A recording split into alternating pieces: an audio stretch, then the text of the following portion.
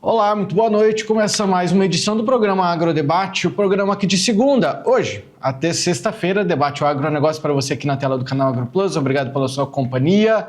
Fique conosco a partir de agora, 1 hora de debate sobre este que é um dos principais setores que levam o nosso Brasilzão para frente, que impulsiona o Brasil para cima e que é responsável por aproximadamente também 25% do PIB nacional. Vamos lá aos destaques do programa de hoje, porque não só de Brasil vive o homem, a gente tem que ficar de alerta com o que está acontecendo para fora do país também. Tarifaço do Trump, a gente achou que tinha baixado a poeira, né? Voltou a erguer poeira. Trump tá tarifando tudo, viu? Bom, depois do encontro que aconteceu na semana passada do BRICS, que são os países do BRICS aí, né? Houve uma fala durante esse encontro que foi, na verdade, uma crítica a políticas protecionistas. E os Estados Unidos fazem o quê? Tem uma política protecionista. Trump não gostou dessa história, viu? Ele colocou aí numa rede social que qualquer país que se alinhe às políticas anti-americanas do BRICS será taxado com tarifa extra de 10%. Não haverá exceções a essa política. Obrigado pela atenção em relação a essa questão. E aí, o que é que vai virar? Estamos de olho, vamos discutir sobre esse assunto. A gente também vai falar hoje sobre o Plano Safra. Mais uma vez vamos falar sobre o Plano Safra 25-26, que foi anunciado na semana passada. A gente já conversou sobre isso, vamos conversar mais um pouco. Hoje a gente vai trazer uma entrevista, um entrevistado, ele que sempre participa conosco por aqui, vice-presidente da ProSoja Mato Grosso, Luiz Pedro Bir. Nós vamos tentar, junto a ele, entender quais são as dificuldades enfrentadas pelo produtor rural nesse Plano Safra 25-26 e explorar, né, quais são as melhorias que o governo poderia fazer para incentivar mais esse setor. Porque pelos cálculos, quem está colocando tudo na ponta do lápis sabe que o valor a ser disponibilizado para esse Plano Safra está maior, mas na ponta da caneta não está compensando. A gente fala sobre isso.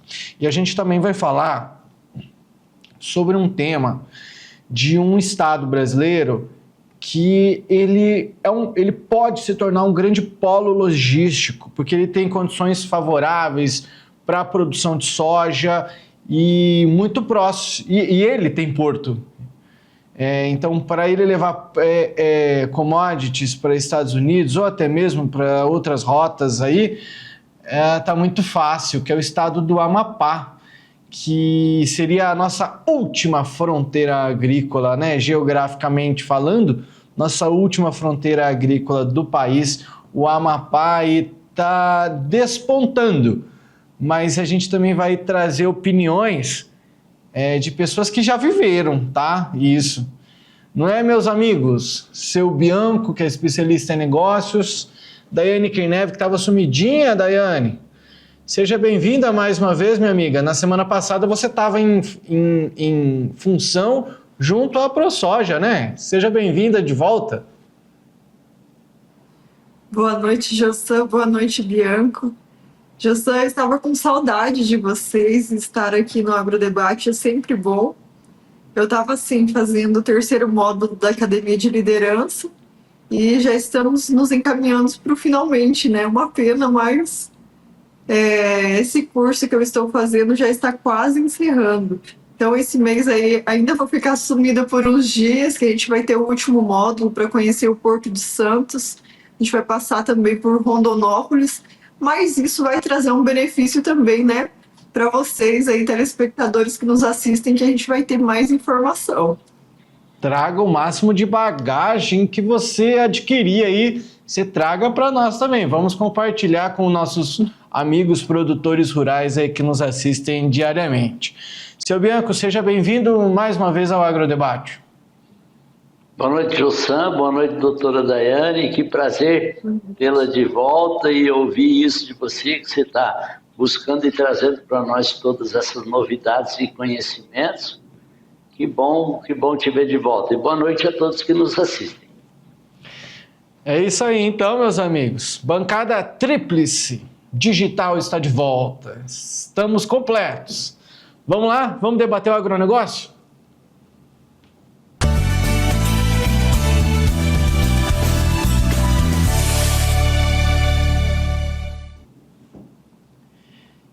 E aí, meus amigos, vamos começar falando das canetadas do Trump. Ô, Daiane, eu achei que já tinha acabado essa história, eu achei que já era a página virada. E aí o Trump vem com essa reunião do BRICS na semana passada, e aí teve uma fala aí, né, uma nota, né, dos países, uma nota do BRICS, né, falando, fazendo uma crítica a política protecionista, né? E aí o Trump não gostou e ele está fazendo o que ele está fazendo, o que ele fez desde o início do seu mandato, dar canetada.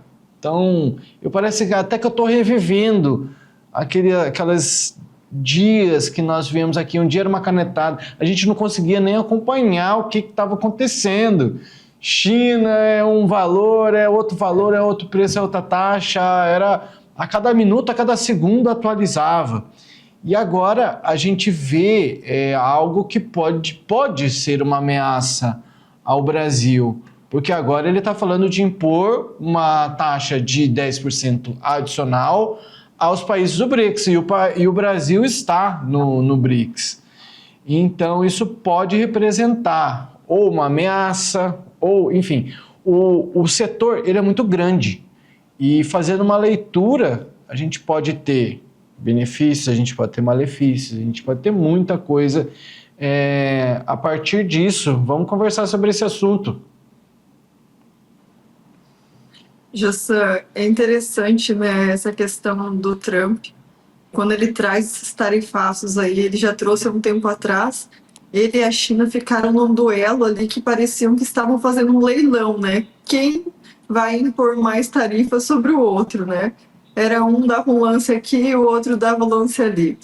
Mas agora, encerrando o leilão China e Trump, nós vamos ter BRICS e Trump, né? Porque o Trump fala que o BRICS, eles têm condutas anti-americanas. Então, por isso, ele está aí colocando essa tarifa, esse tarifaço de 10%, sobre os países que integrarem o BRICS. Inclusive, o Brasil integra o BRICS, né? Faz parte, é um dos países que fazem parte. E tantos outros, como China, Emirados Árabes e alguns outros. E a gente sabe que uma tarifa norte-americana para nós sempre é ruim, né? Porque nós temos uma importação considerável dos Estados Unidos. Então, acredito numa política ainda de boa vizinhança, que nós não façamos retaliações, né? Espero que não sejam feitas para que isso seja superado. Para não ser igual aconteceu, né? Porque o Trump seu Bianco, o BRICS tem o peso que a China sozinha tem para retaliar, para falar assim, não, então toma 15 aqui, toma 10, então eu vou dar 20. O BRICS, Jussan, a China faz parte do BRICS, então esse grupo ele estaria teoricamente incomodando os Estados Unidos, vamos dizer, juntar aí Brasil, China, Índia, África do Sul, Rússia e outros países, que nem a Daiane falou, Emirados Árabes, outros que entraram depois, tem muito valor, tem um grupo muito grande, um potencial muito grande. Qual é o grande problema que o Trump viu nisso? Ele viu que, ou pelo menos esse grupo estaria querendo até fazer uma moeda exclusiva deles, como o euro, hoje a Europa tem sua moeda, o dólar dos Estados Unidos, então eles queriam fazer uma moeda dele para servir de balanço. Isso comercialmente é muito ruim para os Estados Unidos, porque esse grupo iria mostrar poder. E já que houve essa grande guerra, alguns países do BRICS, eles querem mesmo azedar com os Estados Unidos. E daí, quem que sofre com isso é o Brasil, porque o Brasil não briga com os Estados Unidos e, porém, não é muito amigo. Agora, você veja bem, a Rússia faz parte do BRICS. O Irã está dentro dos BRICS. Quem é que está mais taxado hoje nos impostos dos Estados Unidos? A China. E a China faz parte do BRICS. Então, no mínimo, esses 3 países, hoje eles querem briga com os Estados Unidos. E daí, no relatório, ou no relatório final da reunião deles, citaram alguma coisa que o Trump não viu com muitos olhos muito bom. Então, aí o que é que o Trump está querendo? Vai taxar todo mundo que seja parceiro desse grupo de países. E isso daí é muito ruim para o Brasil, porque nenhum país vai querer negociar conosco, sendo que se ele negociar conosco, vender alguma coisa para nós ou comprar alguma coisa de nós, ele vai ser taxado indiretamente naquilo que ele vende lá nos Estados Unidos, ele vai ser taxado em 10%. Você imagina esses países árabes que vendem petróleo, e muito petróleo para os Estados Unidos, taxar 10% de todo o petróleo que eles vendem. Isso são fortunas. Então, esses países irão preferir não negociar com o Brasil ou com países do BRICS, por quê? Para não ser taxado com os Estados Unidos. Então, nós não estamos brigando muito com os Estados Unidos, mas estamos, por tabela, levando no meio das orelhas. A exemplo de elevação de custos de exportação, como o senhor estava falando, daí faz pressão sobre o preço das commodities, né, as cotações, as receitas do setor, e aí vem como consequência disso, né, o Brasil ele pode intensificar as relações com demais membros. Será que essa é uma alternativa aí? China, África do Sul, os outros demais países que integram o BRICS. Daiane, na sua opinião, você acha que seria uma vantagem, uma aliança mais firme aí? Ou o que é que o Brasil faz no meio desse tiroteio aí? Jussa, na minha opinião, não vejo vantagem em união contra alguém, contra um país, ainda mais contra uma potência como os Estados Unidos, né? A gente sabe que esse tipo de jogo, esse tipo de união com esses acordos, não vai funcionar muito bem, até porque a gente depende, né, de muitas coisas que vêm dos Estados Unidos. Nem no mundo inteiro, eu acredito que esse tipo de retaliação ela não seja positiva para o livre comércio.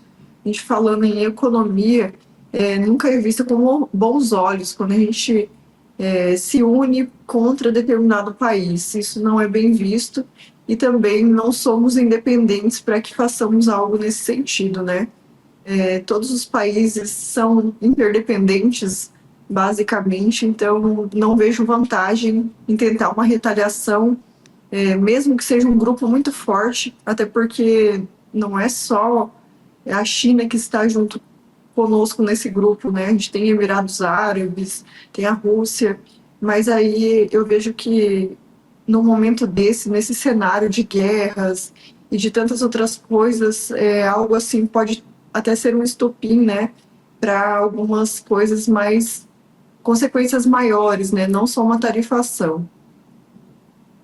Seu Bianco, nessa linha de pensamento aí da Daiane também, o Brasil aí, o que a gente deveria fazer aí? Rever talvez até o alinhamento com o BRICS, se a China está dentro, e aí? Talvez a visão do Trump agora seja, e aí, talvez ficar mais de lado, não sair do acordo, mas ficar mais quietinho no seu canto. Essa sempre foi uma política sua, assim, né? Sempre falar, né? Quanto mais você ficar quietinho no seu canto, menos você vai ter dor de cabeça. Colocar panos quentes em cima disso aí, acalmar os ânimos, principalmente desses 3 países que querem querem mais briga do que... Porque ele já tem a taxação elevada em cima dele. O Irã, ninguém tem retaliação dos Estados Unidos. A Rússia vive em briga. A China tem uma taxação aí que era de 140 vezes para não sei. Então, E depois um comentário que nem a Daiane falou, que não existe, não serve, não é bom você se unir para prejudicar alguém. Isso mata toda e qualquer lógica que eu possa querer falar. Então a gente segue acompanhando o que deve acontecer. Por enquanto só foi uma postagem ali numa rede social. Vamos ver se de fato ele vai gastar tinta da caneta e, se gastar, o que seriam os próximos passos aí para o negócio. Sempre seguimos analisando por aqui. Vamos fazer um intervalo comercial, primeiro de hoje. No próximo bloco a gente vai falar sobre o Plano Safra 2025-26, com os recursos mais caros da história, segundo a ProSoja Mato Grosso, e a ProSoja Brasil, na verdade. E a gente vai receber o vice-presidente da ProSoja Mato Grosso para conversar conosco, Luiz Pedro Bir, que vai trazer opinião, posicionamento sobre esse assunto. Intervalo rápido, voltamos já.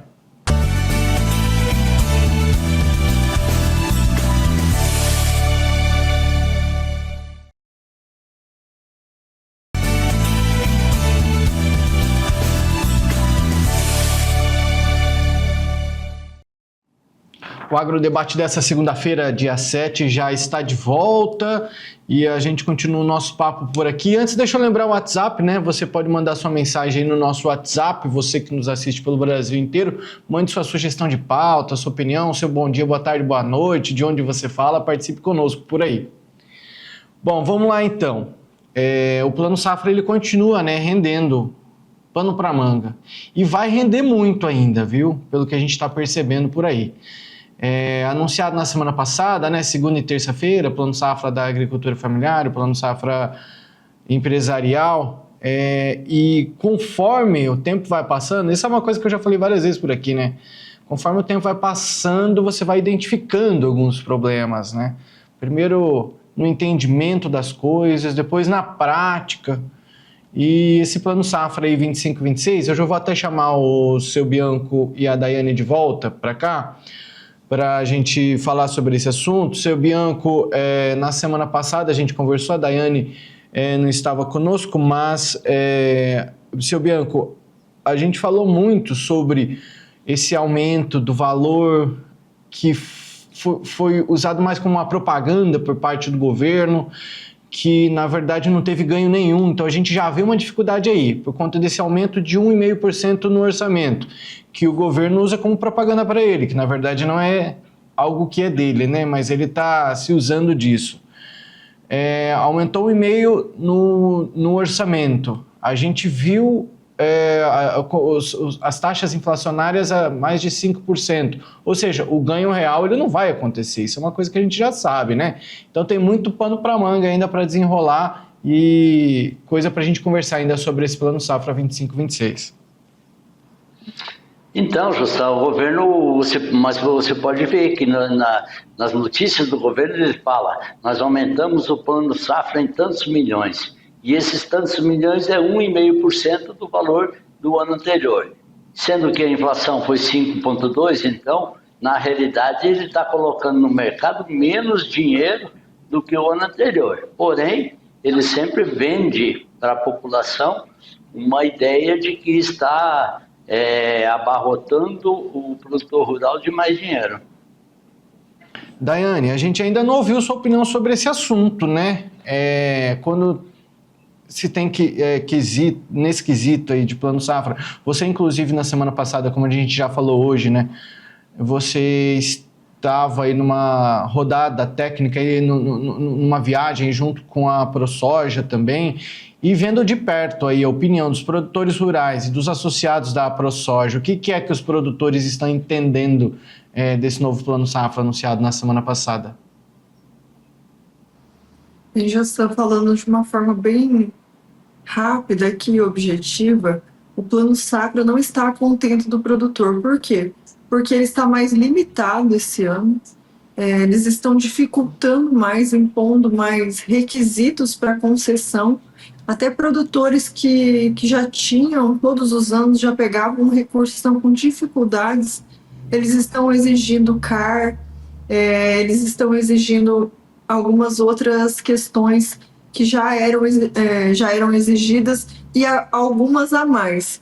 E o que aconteceu esse ano? Pelo fator da quantidade de crédito, eles falaram que aumentaram a quantidade de crédito, porém com os juros, eu acredito que diminuiu em 3,5, fazendo as contas aqui, né, em relação ao ano passado. Então, isso é um fator que também onera mais. E outra questão que ficou muito limitada também, eles reduziram o valor do subsídio dos seguros rurais. No meio de um panorama que a gente já vive de dificuldades, temos o Rio Grande do Sul também que estava precisando muito desses recursos e contava com isso, com juros subsidiados também, pelo menos o seguro, que é algo que eles estão necessitando muito, né? E nós não estamos vendo uma contrapartida governamental. Muito pelo contrário, foi retirado dinheiro que já era subsidiado dos seguros rurais. Bom, e nada melhor do que a gente trazer alguém que está muito por dentro disso tudo, que é produtor rural, vice-presidente da ProSoja Mato Grosso, que sempre nos ajuda aqui com a opinião dele, vem participar conosco, agregar nesse debate aqui, Luiz Pedro Bier, que é vice-presidente da ProSoja MT. Luiz, obrigado mais uma vez pela sua participação por aqui conosco, seja bem-vindo. Olá, Jossan, Bianco, Daiane, é um prazer estar com vocês aqui mais uma vez. Sempre é um programa gostoso de participar, um lugar que a gente pode contribuir da nossa opinião e expor também um pouquinho do cenário que está acontecendo Brasil afora. Ô Bir, já vou começar perguntando para você. A Daiane bem mencionou agorinha na fala dela sobre as dificuldades desse plano safra, 25, 26, exigências, dificuldades. E agora no intervalo comercial, se preparando para participar aqui conosco, você falou de um pouco das suas dificuldades. E com o passar do tempo, primeiro a gente vai só no papel, né? Só no entendimento, assim, vai ser difícil. Mas a hora que chega na prática, você já tem um bom relato aí dessa grande dificuldade que está sendo enfrentada com essas exigências aí. Jossan, o fato é que não existe dinheiro no mercado, essa que é a grande questão. Hoje o crédito, ele encolheu, os bancos eles estão com uma restrição muito maior em emprestar, e assim, não estou nem falando do dinheiro do Plano Safra. O Plano Safra, no nosso ver, é um Plano Safra tímido, acanhado, que não atende às demandas do produtor rural mato-grossense, mas não só do mato-grossense, do Brasil inteiro.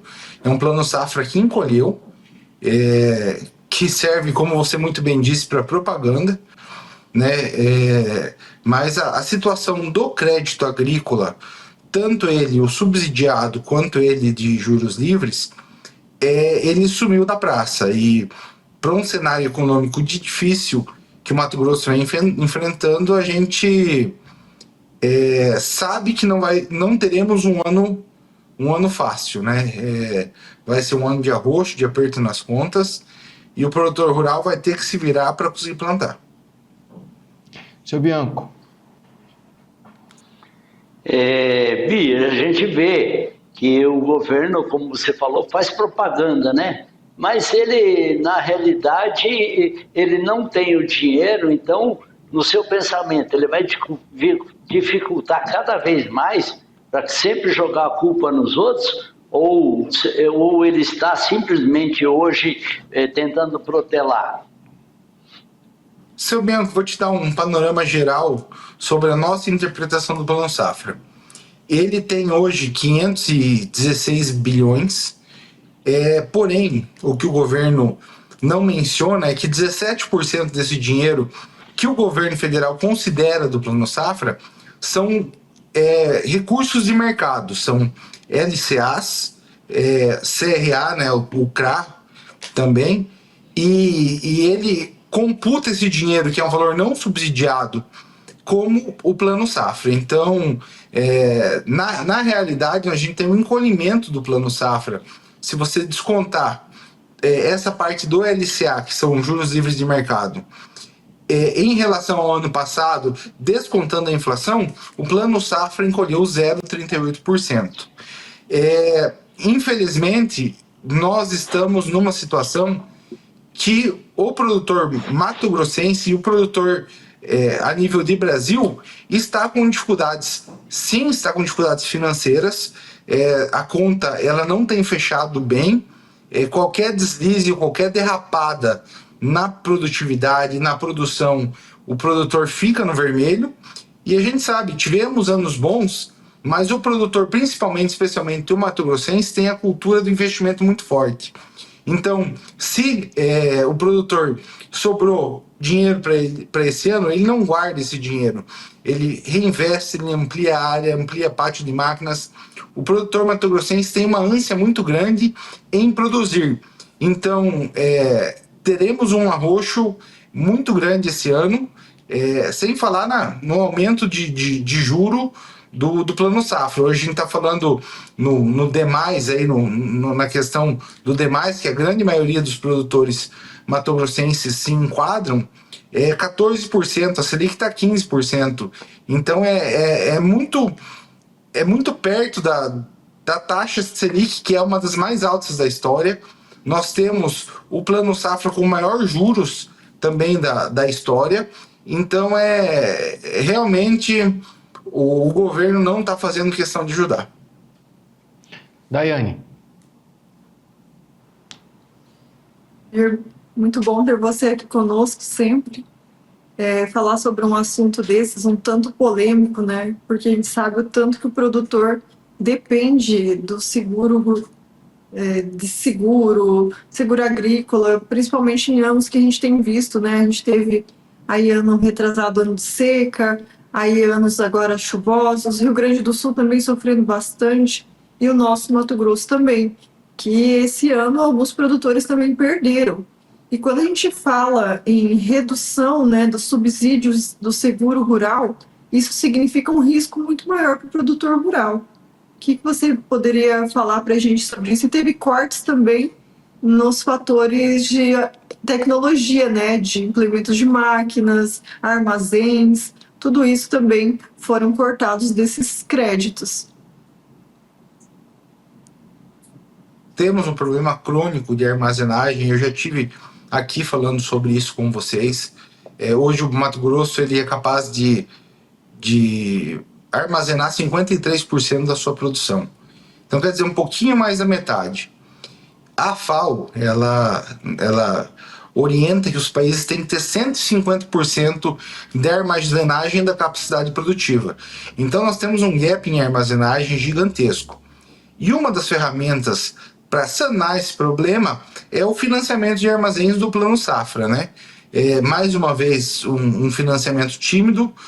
Os juros aumentaram para 8,5% em armazéns até 200 mil sacas. Então, infelizmente, estamos perdendo mais uma oportunidade de resolver esse problema. Em relação ao modelo de seguro, eu acredito que o modelo de seguro brasileiro é muito ruim. Mas pior ainda é não ter seguro nenhum. O Mato Grosso, ele não é pro modelo mato-grossense de produção, o seguro realmente é ineficaz, mas nós sabemos que para o sul do país, Paraná, Santa Catarina, Rio Grande do Sul, que também são grandes produtores de soja e de grãos em geral, o seguro atende razoavelmente bem. Então, o governo já, há um mês e meio atrás, mais ou menos, já cortou dinheiro do subsídio, da subvenção do seguro agrícola, e nessa proposta do Plano Safra também, mais uma vez, ele vem com números tímidos, né? Então, são números que vão deixar o produtor brasileiro na mão mais uma vez. Bir, a gente está longe ainda da ProSoja já ter recomendações para o produtor rural de como acessar de maneira mais fácil, se é que é possível aí com essas dificuldades criadas, se é que podemos dizer assim, né, para esse novo Plano Safra, para o produtor rural. Qual que é a dica que vocês dão aí por enquanto? Olha, Jossan, o produtor rural sabe muito bem como acessar esses recursos, são através de instituições financeiras. Nós tivemos uma dificuldade a mais na questão da contratação desses recursos que é a questão do zoneamento para cidades que já possuem o zoneamento socioambiental efetivo, né? O Mato Grosso ainda não possui esse zoneamento socioambiental, mas a dificuldade ela vai existir. Nós sabemos que nem todo o recurso disponibilizado pelo governo federal ele é tomado durante o ano agrícola justamente pela dificuldade de acessar esses recursos, né? Como eu posso dizer, quando o produtor precisa de determinados recursos e o banco, por algum motivo, não quer emprestar esses recursos ao produtor rural, ele consegue, através da burocracia, reter esses recursos, não colocar à disposição do produtor rural. E a gente sabe que é um instrumento que vem sendo utilizado pelas instituições financeiras ao longo do tempo, essa dificuldade para emprestar recursos do Plano Safra, muitas vezes fazendo com que o produtor pegue recursos de juros livres, que são muito mais caros, né? Hoje a gente fala de juros livres aí com um custo efetivo total acima dos 20%, e realmente o produtor que pegar esses recursos e que precisa tomar muito desses recursos a juros acima de 20%, a atividade esse ano não vai remunerar isso, então é um produtor que vai tomar prejuízo. Seu Bianco, esse ponto de vista do Bira aí é bem o que o senhor estava falando na semana passada, né? Exatamente, porque os bancos ou o governo dificultam alguns financiamentos e aí ele vai faltar dinheiro para algum produtor. Alguns outros produtores, em virtude desse juro alto mesmo, nos 14% ou 15% por causa da taxa Selic, também não gostariam de pegar porque acham que estariam pagando a conta muito alta. Nessas duas possibilidades, o produtor, o que vai haver? Muitos produtores irão plantar menos ou com menos tecnologia. Isso o produtor agora no começo tem um prejuízo em cima do juro alto. Mas no final das contas, lá na safra, lá na colheita da safra, nós vamos produzir menos. Essa conta não vai estourar, de repente, no bolso de quem for lá na prateleira, não vai ficar mais caro, porque nós vamos ter menos oferta de produtos? Olha, seu Bianco, o mercado agrícola é um mercado de livre concorrência perfeita. É o único mercado do mundo que existe a livre concorrência perfeita. O que quer dizer isso? Que é simplesmente a oferta e a demanda que balizam o preço. Tendo uma diminuição na produção, tanto de carne, de soja, de milho, de arroz, a tendência é que o preço vai se elevar.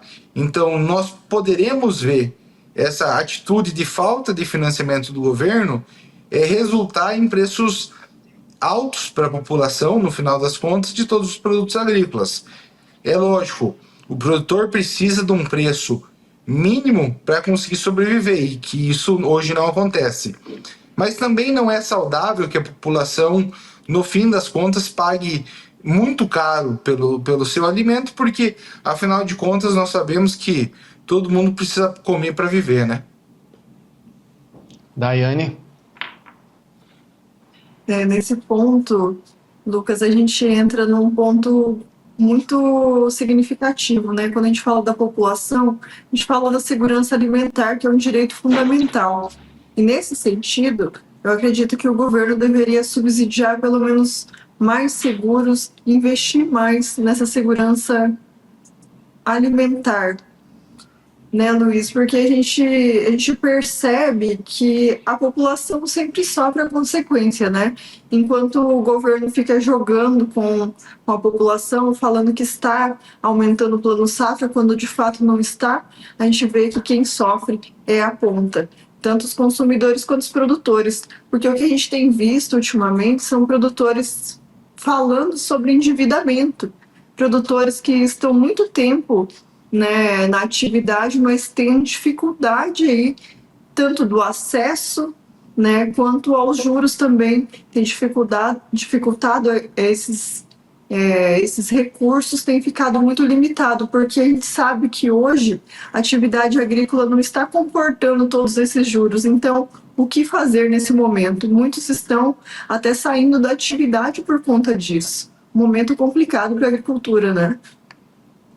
Sim, Daiane, nós temos, especialmente nas regiões de fronteira agrícola, onde houveram maiores expansões de áreas, né, onde os custos são maiores, a ProSoja Mato Grosso ela já tem captado que muitos produtores estão em dificuldades financeiras, e principalmente nessas áreas, mas não só nessas áreas. Então, existe um diálogo, existe uma pressão da associação para que sejam revistas esse modelo de financiamento do governo federal. Infelizmente, nós estamos passando por um momento crítico, onde as commodities não estão remunerando o produtor, e é um ponto de atenção o endividamento do produtor rural.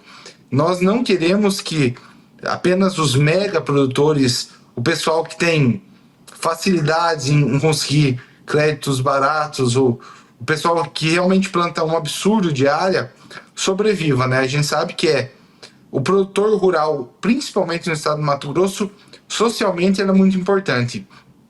Ele que faz movimentar cidades, que faz movimentar importantes cidades aí do estado, como Tapurá, como Lucas, como Mutum, como Sinop. Nós sabemos que é do produtor pequeno que gira o comércio no dia a dia. E no cenário que a gente está vendo, a gente tem o receio de que o produtor médio, o produtor pequeno, ele não consiga mais sobreviver com o cenário que está se desenhando de preços baixos e juros altos. Bier, assim, caminhando para finalizar aqui, qual que seria, se é que tem, na visão da ProSoja, um modelo para deixar o agro aí mais, para sustentar mais o agro, claro, sem comprometer também o orçamento público? Qual que seria uma sugestão da ProSoja? Olha, o governo federal, primeiro, no caso, né? Exato. Primeiro, Jossan, nós precisamos de mais dinheiro. A FPA mandou um documento onde ela solicitava que o Plano Agro tivesse aí pelo menos aí 580 bilhões de reais. Nós precisamos de juros mais baixos e principalmente a desburocratização do crédito rural. A burocracia no país, a demora, o custo de aquisição do dinheiro, ele precisa abaixar. E assim, essa demora na aquisição do dinheiro e esse custo de aquisição do dinheiro, ele não... É um dinheiro simplesmente que é jogado no ralo, né? É um dinheiro que não beneficia basicamente ninguém e que o produtor rural, ele tem dificuldades em acessar esse crédito, um crédito... Uma pausa bem rapidinho. Pronto, Bir, estamos te ouvindo. E, como eu falei, o produtor rural ele tem o direito de acessar esse recurso que ele é amparado pela Constituição. Tá certo. Acho que agradecemos aí a participação do Bir. Seu Bianco, alguma pergunta ainda? Não, só agradecer ao Bir e falar, nós estamos querendo puxar brasa para o nosso assado, porque a gente defende muito o agro e precisa desses recursos que você falou. Porém, o governo não vê a gente nessa linha, que se ele emprestar um dinheiro para o produtor rural, se ele der mais incentivo para o produtor, haverá mais áreas abertas, haverá mais produção, haverá mais empregos e, consequentemente, ele poderá lá na frente ter mais condições do país crescer. O governo vê que ele tem que ficar dando bolsas e caminhos simplesmente esquisitos que para nós não são a maneira correta que o agro ou que o produtor rural vê. Então, isso foi mais ou menos isso que você falou, suas palavras também. Simplesmente nós queríamos te agradecer pela tua presença aqui também. Ô, seu Bianco, como eu disse, é muito gostoso sempre estar aqui com vocês, é um baita prazer, e é por aí, o motor principal hoje da engrenagem chamada Brasil é o agronegócio, né? E se faltar o dinheiro, a máquina para. Tá certo, Daiane? Fechando com chave de ouro, né, Bir?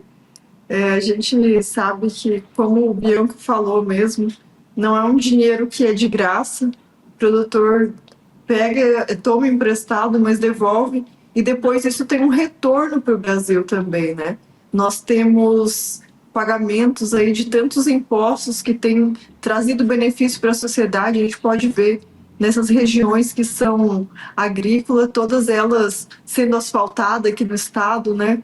Todas elas com desenvolvimento muito pujante. A gente tem aí a contribuição, além de imposto de renda, que a gente também paga, a gente paga por cada saco Fundo Rural, também FETAB, Senar e tantas outras coisas que são pagas pelos produtores, que são um retorno aí para a sociedade e para a economia. Então, investir no setor do agronegócio é uma certeza de retorno, é uma certeza que esse investimento sempre vai crescer, né? Então, muito obrigado, Bir, mais uma vez pela sua participação, e conte sempre conosco. Obrigado você, Daiane. Só corroborando um pouquinho com a tua fala, nós temos se eu não me engano, das 30 melhores IDHs do estado do Mato Grosso, apenas uma cidade que não é agrícola, que é Cuiabá. Então, desmistifica essa questão do agro não pagar imposto, do agro não gerar renda, né? Para quem está no Mato Grosso, basta dar uma volta pela CBR-163, mesmo por ótimas cidades ali no leste do estado, como Água Boa, como Canarana, como Querência, onde a população vive bem, e vive bem graças à dádiva divina aí que nós temos, que é o potencial agrícola desses municípios. Colaborando ainda mais um pouco ainda com essa tua fala, Bir, só para encerrar também com chave de ouro, assim, a gente vai trazer em breve aqui no Agrodebate também algumas entrevistas bem nessa linha de pensamento que você trouxe das cidades que dependem do agronegócio para se desenvolverem mais. Eu conversei na semana passada com a Cláudia Borges, que ela é uma grande pensadora, ela colabora muito com o investimento dentro do agronegócio, e ela tem um pensamento, ela me trouxe assim, que me abriu bem a cabeça. Eu acredito que boa parte dos mato-grossenses conhecem a cidade turística de Chapada dos Guimarães, e eu, em todas as visitas que eu fiz à cidade, sempre me perguntei por que é que, com tanto turismo aqui, a cidade não consegue se desenvolver. E ela, sem que eu perguntasse, ela trouxe já uma linha de pensamento, e ela falou disso. Ela falou: o que precisa para a Chapada dos Guimarães é a agricultura. É só o agro que vai fazer o município se desenvolver mais e mais, e existem planejamentos em torno disso, e a gente vai trazer isso em pauta aqui. Em breve a gente vai trazer algumas entrevistas mostrando como que o agronegócio colabora para o desenvolvimento das cidades. Então a gente fica muito feliz em colaborar, mas tristes ao mesmo tempo com essa falta de atenção que a gente precisa, né, Bir?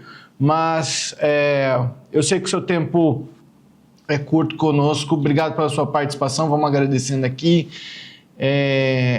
Mas sempre arrumando tempinho na agenda para participar conosco. Obrigado, Bir, mais uma vez, viu? Gente, obrigado mais uma vez por terem me convidado. Sempre é um prazer estar aqui com vocês e participar desse bate-papo, desse agrodebate aí. É fantástico.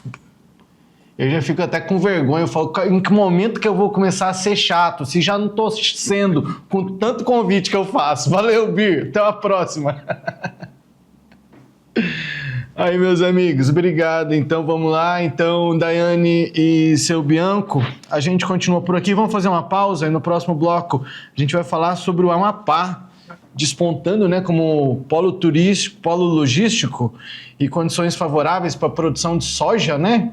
É uma boa alternativa, né, seu Bianco? Não. Só faz um joinha se é sim ou se não é não.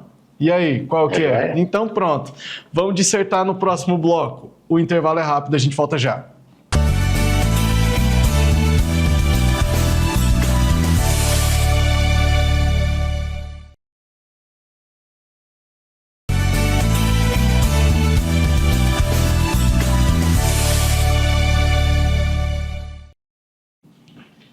Segundou, 7 de julho, o Agrodebate está de volta. Nesse último bloco, meus amigos, a gente vai falar sobre uma fronteira agrícola que tem muita oportunidade por lá. O que é que está faltando? Mas, mande seu WhatsApp para a gente, hein? Tá aqui, aí aponta a câmera do seu celular para este QR Code que aparece na tela. Estamos aguardando sua participação. Vamos compor a nossa bancada tríplice digital por aqui. Seu Bianco, que é especialista em negócios, e Daiane Kirnev, especialista em agronegócio. Meus amigos, vocês têm muito a colaborar porque vocês têm local de fala para esse assunto. Porque a gente vai falar agora sobre o estado do Amapá, né, que tem despontado, ou pelo menos ele é visado como um polo logístico. Por quê? Ele é a última fronteira agrícola do país, quando se trata ali do norte. Se é para mandar soja para os Estados Unidos, a gente está pertinho, o Amapá está pertinho. Ou para outros destinos também, é muito mais fácil. Então, existe uma oportunidade dentro do estado.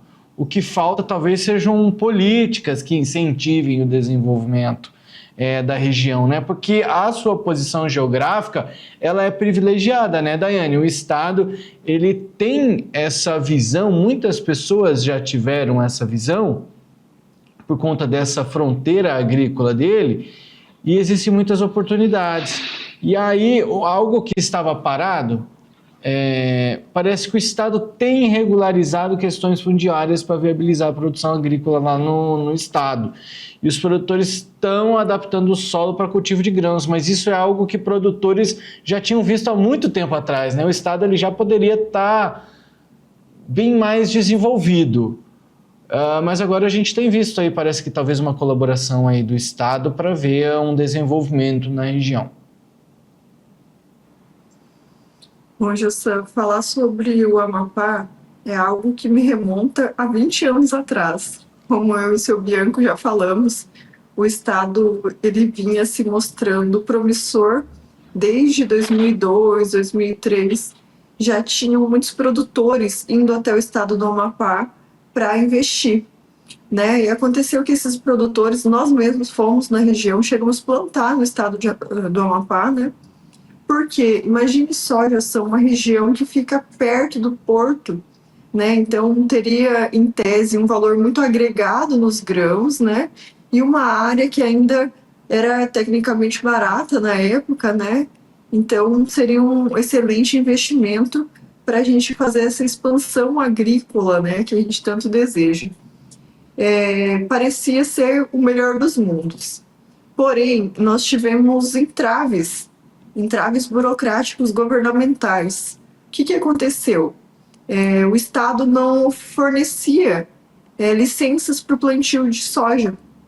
Então, para tentar resolver essa situação, muitas vezes os municípios concediam, né, essas licenças operacionais para que os produtores pudessem plantar a soja, né, e desenvolver a região, porque os municípios entendiam a necessidade desse desenvolvimento e a importância econômica que seria o desenvolvimento agrícola naquelas regiões. Porém, o que aconteceu? Mesmo com essas licenças concedidas pelo município, vinha o IBAMA, o INCRA, eles vinham e multavam. E depois o Ministério Público fez inúmeras, dezenas, centenas de ação civil pública contra esses produtores, incluindo multas milionárias. As multas que eram colocadas contra os produtores eram maiores até do que o valor das propriedades, das áreas. Um valor estimado aí, eu lembro que na época era quase R$ 4.000 por hectare o valor da multa que era aplicado para cada produtor rural que tivesse plantado, porque eles entendiam que o município não era capaz, né, e não tinha esse poder de emitir as licenças para esse tipo de plantio. Porém, o Estado também não emitia. Nós tínhamos, na época, o governo do PT que estava na região e eles não aceitavam esse desenvolvimento da agricultura dos sojicultores. Eles permitiam somente, davam as licenças para plantio de açaí, milho e algumas outras variedades, soja não. Então, freou-se, né, o Estado e acabou tendo um movimento migratório contrário, né, de volta para o nosso Mato Grosso, de volta para o Estado. Colocavam-se, depois de todos esses investimentos, né, que foram realizados com plantio, e lá era uma área muito boa de produtividade, inclusive, Jossan. Se adaptou muito bem com as cultivares daqui, inclusive agora o pessoal tem plantado lá Olimpo, né, que é uma semente que a gente usa até aqui no estado de Mato Grosso e desenvolve muito bem. Lá chega-se a produtividades de aproximadamente 70 sacos, 70 e poucos sacos, que é muito parecido com as nossas regiões que são bem desenvolvidas, né? E apesar disso, de toda essa pujança, algumas empresas que se instalaram lá de defensivos agrícolas e até empresas mesmo com armazéns, elas acabaram saindo do estado. Porque como o estado não fazia as concessões e os produtores não poderiam plantar e estavam abandonando o estado, saindo de lá, essas empresas também saíram. Então, não tinha de quem mais o produtor comprar também. E a gente vê, né, que numa região tão promissora, o que um governo pode fazer com tanta burocracia é travar o desenvolvimento. E foi isso que o governo fez naquela época. Agora eles estão vendo o tanto que perderam, né, tanto o governo quanto as cidades, porque o desenvolvimento da agricultura ia trazer muitos impostos, muita arrecadação para aquela região. Então, chega a ser uma burrice, né, de pensar que um governo abriria mão de uma arrecadação significativa de desenvolvimento da agricultura por causa de um pensamento, né, de uma ideologia contrária à agricultura. Mas foi isso que aconteceu. Agora eles estão tentando desenvolver, né, as pessoas que foram para lá ainda continuam fazendo esse trabalho de bater atrás dos governantes e tentar as regularizações. Mas só que o que aconteceu no passado não se apaga, né? Ainda existem ações civil pública por parte do Ministério Público para vários agricultores lá da região que foram para lá. E muitos deles desistiram, né? E retornaram, muitas vezes perderam seus investimentos. Seu Bianco. Jossan, se você me deixasse eu falar antes da doutora Daiane aí, eu acho que dentro de uma semana eu estaria com uns 15, 20 produtores lá no Amapá para ver se eu vendia as terras para eles. Porque, veja bem, terra barata, cerradinho fraco, teor de argila bom, clima que chove mais de 2.000 milímetros por ano, todo ano, do ladinho do porto, preço de soja muito melhor do que qualquer região, principalmente no Mato Grosso, que nós não temos logística. Você acha que o produtor quer alguma coisa mais que isso? Ele só quer isso. Aí não consigo entender como que um governo do estado não quer o desenvolvimento, como que um governo do estado não dá uma liberação, ou dava, que o Daiane acompanhou. O governo do estado, se desse uma liberação, o governo municipal, depois vinha o IBAMA e notificava. Então isso é querer o atraso. Se você olhar o IDH desses municípios aí, Jossan, de Macapá, até o Iapoque, é tudo estrada asfaltada, tudo um espetáculo de cerradinho, plano, argila boa, tudo que um produtor quer. O que é que trava? O Estado. Não quer o desenvolvimento, não quer a parceria, não quer. Então, eu não consigo entender como que tem alguns governantes que ainda têm esses pensamentos. Infelizmente, ainda temos gente que pensam que o atraso é vantajoso para eles. É o que o Bier falou no bloco anterior também, né? Exemplo do estado de Mato Grosso, dos 30 municípios com melhor IDH no estado de Mato Grosso, só Cuiabá, que não é do agro, né, Daiane? Jossan, pode cortar a minha fala aí. Vamos deixar para o seu Bianco vender umas áreas lá, porque agora parece que o Amapá está regularizando. Gente, mas essa minha fala é de mais de 10 anos atrás. Agora, a situação atual, a gente eu não sei dizer, mas foi um dos motivos, né, que nos fez até desistir do Amapá. Hoje, é bom as pessoas irem lá com o seu Bianco conhecer novamente a realidade, né? Não, mas eu acho que esse case que a Daiane trouxe, ele revela muito sobre o impacto que um governo, seja municipal, estadual ou federal, pode gerar para o desenvolvimento de regiões. O local poderia estar desenvolvido há muito mais tempo. Mas, enfim, teremos outras oportunidades. Infelizmente, o nosso tempo já acabou, senão eu dava espaço aqui para a gente comentar mais. Mas a gente pode voltar a debater sobre isso em outras oportunidades. Mas hoje o local está se desenvolvendo, seu Bianco. Tá bom, Jossan. Boa noite, obrigado pela companhia. Obrigado a todos, obrigado, Daiane. Numa outra oportunidade voltamos a falar. Fechou, Daiane. Obrigado por hoje. Obrigada, Jossan. Obrigada, Bianco. Muito obrigada a você, telespectadores. Nós podemos trazer novamente aqui, né, notícias do Amapá. Um beijo a todos. Um beijo para a Lavínia, um beijo para o Pietro. Valeu, meus amigos. Obrigado pela companhia e pela participação. A você, telespectador e telespectadora, obrigado, tá? Amanhã tem mais. Boa noite. Tchau.